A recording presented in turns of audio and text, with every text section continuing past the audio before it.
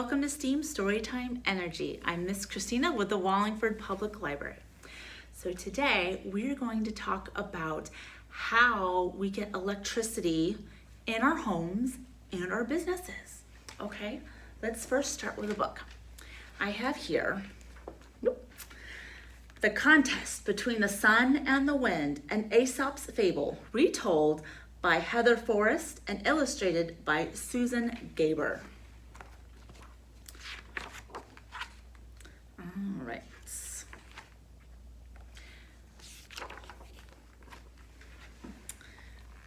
There once was a man in a warm coat walking his way down a winding road. The sun and the wind, high in the sky, watched the man as he walked by.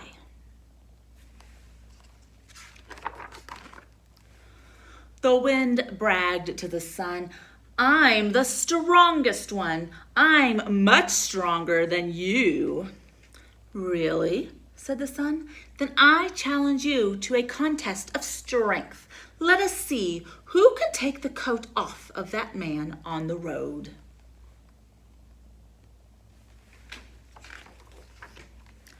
"Oh, that's too easy," howled the wind. "I'll huff and I'll puff and I'll blow to the brim. I'll rip his coat off of him. I'll smash him against the trees. I'll take his coat off with ease." All right. So the wind blew harshly down the road. The man clutched tightly to his coat. The wind grew loud. The wind grew cold. The shivering man buttoned up his coat.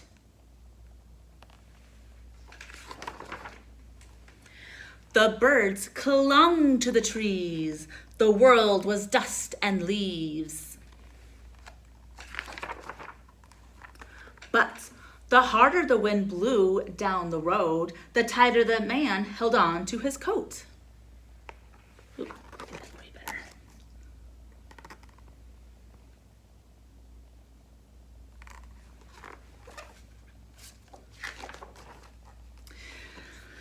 Discouraged, the wind blustered off with a gust and a swirl.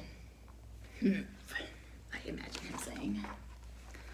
Then the sun peeked out from behind a cloud, warming the air and the frosty ground.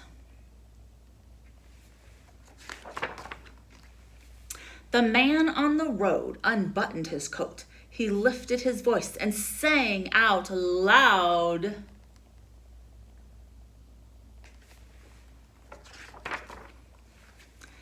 The sun grew even brighter and brighter and brighter and brighter.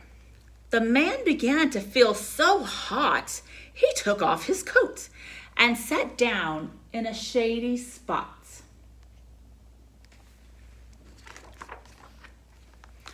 The wind returned and said to the sun, "I huffed and I puffed and I blew to the brim, but I could not force the man's coat from him. I can't imagine that you were able to either."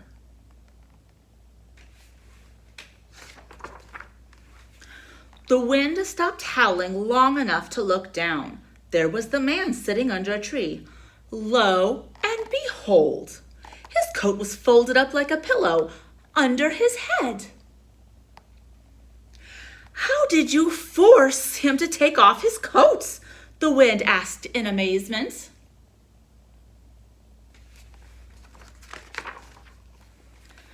The sun replied, "I did not force him at all. I lit the day. Through gentleness I won my way." "There must have been a trick," grumbled the wind. "It's not a trick," said the sun. "It's a choice and a skill. Would you like me to show you?"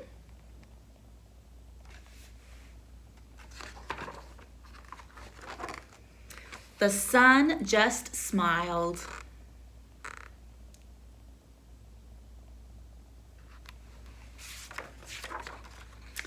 The end. Now, this story is originally attributed to an enslaved Greek man named Aesop. And the point of his story, asks the question, is it better to be gentle or forceful to achieve your goals?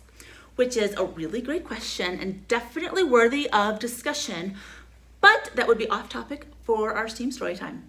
So the reason I picked this book is because it shows just how strong the sun and the wind are. All right, so we use energy every day. And so as I said before, we're going to talk specifically about, how we use energy as electricity. So what are some ways that you and your family use electricity every day? Yeah, probably pretty similar to me. We use it for turning on the lights. We use it for our refrigerator, for cooking, and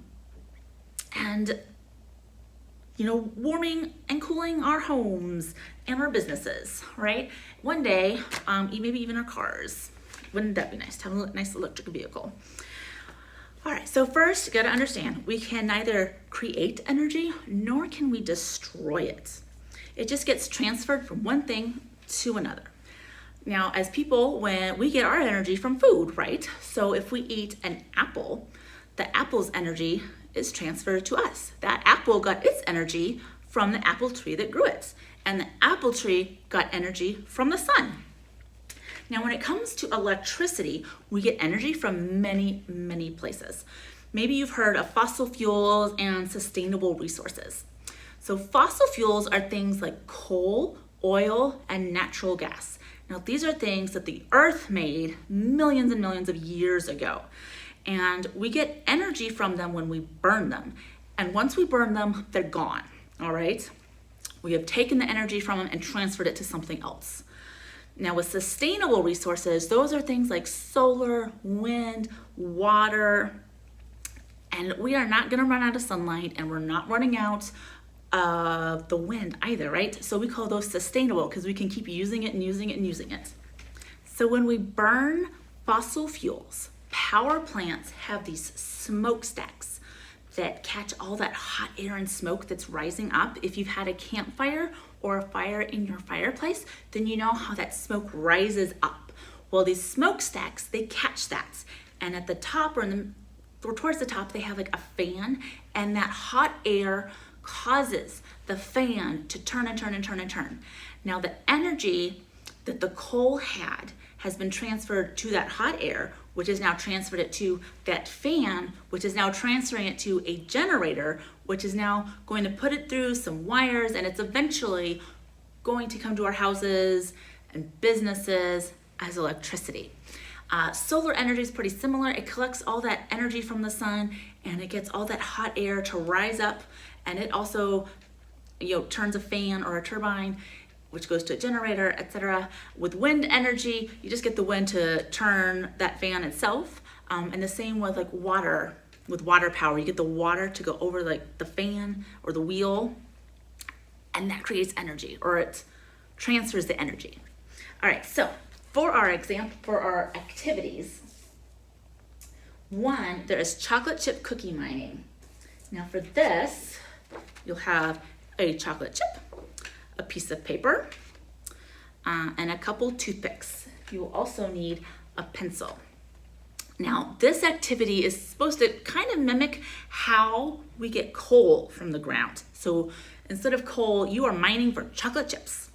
So you're first going to, you put your cookie on your paper, and then you go ahead and draw the shape of the cookie. And then once you've got that, transfer your cookie to a plate. Now, using just your toothpicks, you need to try to first get out, the chocolate chips that are on the top. So you get it out, and then you transfer it, just set it down next to your plate or something. And once you get all the chocolate chips out on the surface, now you've got to go into the cookie, so like the coal that's underground, and search for your coal there. And then once you finish getting all of the chocolate chips out, put all of the cookie part, which is like the land, back into that circle. and, you know, ask some questions like, you know, how is the cookie different, you know? So in this activity, the chocolate chips are coal and the cookie is land. So you can kind of see the kind of effect that mining has on the land. Another activity is one with shadows. Now, you'll get some paper and find some interestingly shaped objects. So I've got like an elephant here, and you'll also need a fairly sunny day, not too cloudy, not too dark. You'll go outside, find a flat surface, set your paper down, and then you put your object down it. And I'm inside, so it's not exactly working, but you can kind of see how there's like a shadow here. If you're outside, it's gonna work way better.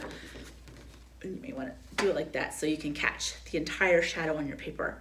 Then you're gonna go ahead and draw around that shape.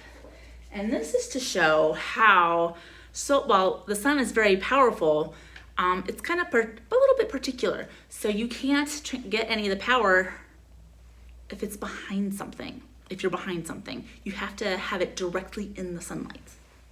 And then the next one, we are going to make a pinwheel. So in your instructions, you have this sheet, so you can cut it out, cut along the black lines, and even go down a little bit further just to give you a little more wiggle room. You'll also have like a little push pin, and go ahead and make some pre-holes on all the black dots. Now, you can do this a couple different ways. I'm just going to do it, I think I'll do it this way. So in the middle, there's that black dot, and there's a black dot here. You want to match the black dots to the black dots. So you bring it in like that.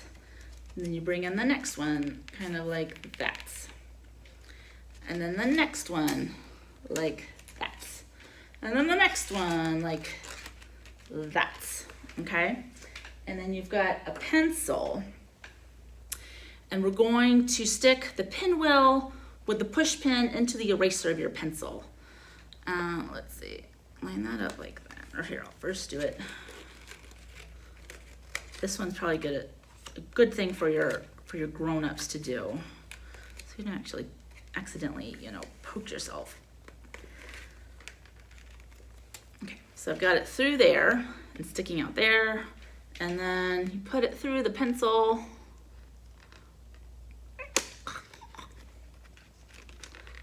Ouch! So you've got to be careful. So now you have a pinwheel, which is pretty similar to a wind turbine. So remember how I said the wind turns it round and round and round and round and round, and that transfers the energy from the wind to the fan blades, which then sends it off to a generator and then gets sent off to our homes. All right, so as always, I hope you have a lot of fun with this one. If you have any questions, just give me a call at the library or email me. And I would love to see the pictures of you doing these activities. All right, have fun.